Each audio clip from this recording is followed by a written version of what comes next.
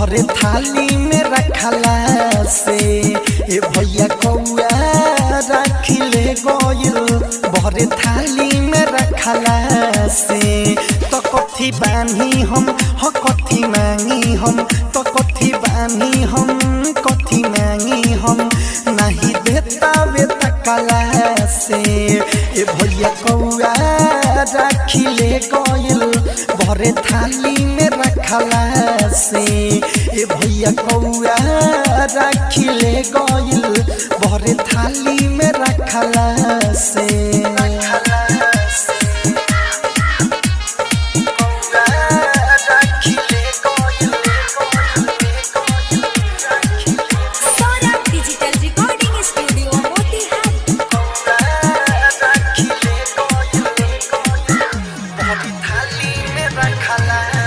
के मिठाई रहली लाइल जाके बजरिया से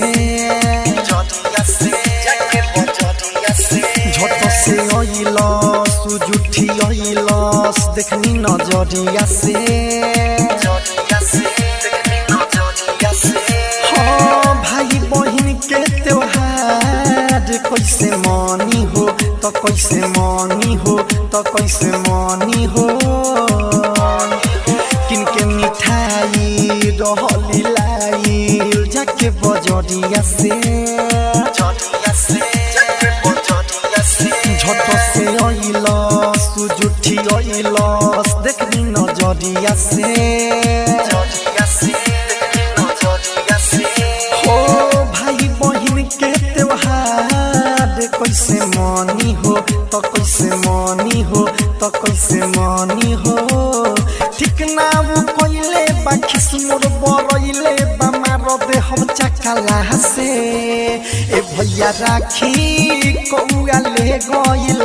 भरे थाली में रखला से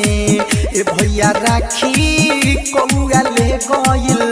भरे थाली में रखला से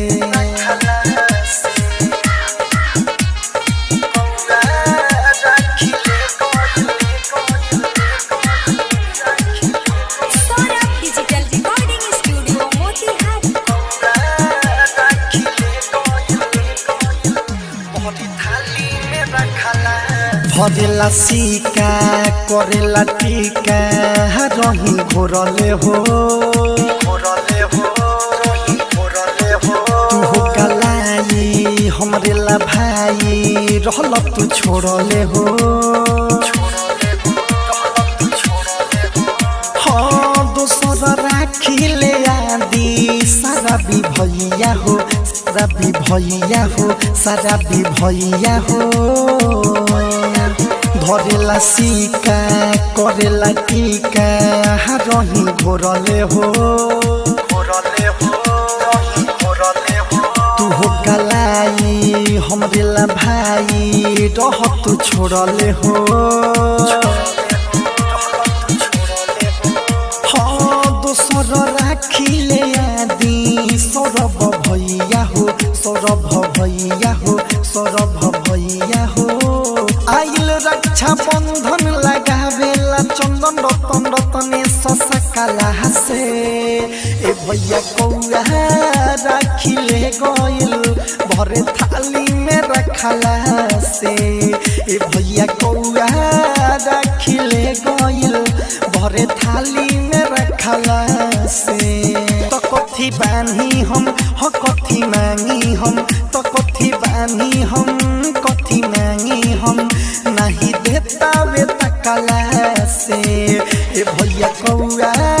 राखी ले गइल भरे थाली में रखला से ए भैया कौआ राखी ले गइल भरे थाली में रखला से।